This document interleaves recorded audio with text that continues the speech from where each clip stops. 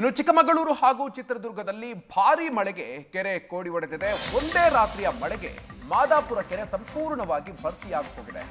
15 ಎಕರೆ ವಿಸ್ತೀರ್ಣದಲ್ಲಿರುವಂತಹ ಮಾದಾಪುರ ಕೆರೆ ತುಂಬಿ ಕೋಡಿ ಬಿದ್ದಿರೋದ್ರಿಂದಾಗಿ ಸ್ಥಳೀಯರು ಹರ್ಷಗೊಂಡಿದ್ದಾರೆ. ಕಡೂರು ತಾಲೂಕಿನ ಎಸ್ ಮಾದಾಪುರ ಕೆರೆ ಭರ್ತಿಯಾಗಿದೆ.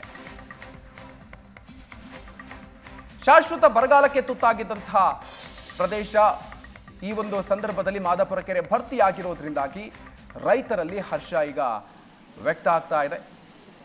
ಕೆರೆ ಕೋಡಿ ಬಿದ್ದಿರುವಂತ ಸಂದರ್ಭದಲ್ಲಿ ಅಲ್ಲಿನ ರೈತರು ಆ ಒಂದು ದೃಶ್ಯಗಳನ್ನು ಕಣ್ತುಂಬಿಕೊಳ್ತಾ ಇದ್ದಾರೆ.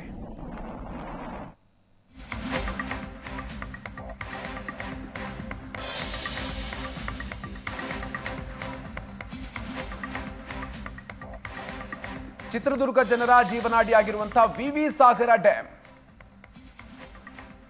ಒಂದೇ ವರ್ಷದಲ್ಲಿ 2ನೇ ಬಾರಿ ಕೋಡಿ ಬಿದ್ದಿದೆ. ವಾಣಿ ವಿಲಾಸ ಸಾಗರ ಚಿತ್ರದುರ್ಗ ಜಿಲ್ಲೆಯ ಹಿರಿಯೂರು ತಾಲೂಕಿನಲ್ಲಿರುವಂತಹ ವಾಣಿ ವಿಲಾಸ ಸಾಗರ ಒಂದೇ ವರ್ಷದಲ್ಲಿ 2ನೇ ಬಾರಿಗೆ ಕೋಡಿ ಬಿದ್ದಿದೆ.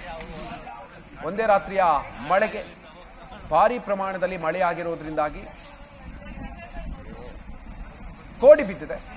ವಾಣಿ ವಿಲಾಸ ಸಾಗರ ಕೂಡ ಕೋಡಿ ಬಿದ್ದಿರೋದ್ರಿಂದಾಗಿ ರೈತರು ಹರ್ಷಗೊಂಡಿದ್ದಾರೆ. ಒಂದೇ ಮಳೆಗಾಲದಲ್ಲಿ 2ನೇ ಬಾರಿಗೆ ವಾಣಿ ವಿಲಾಸ ಸಾಗರ ಕೋಡಿ ಬಿದ್ದಿರೋದು ದೃಶ್ಯಗಳನ್ನು ನೀವು ಗಮನಿಸ್ತಾ ಇದ್ದೀರಿ.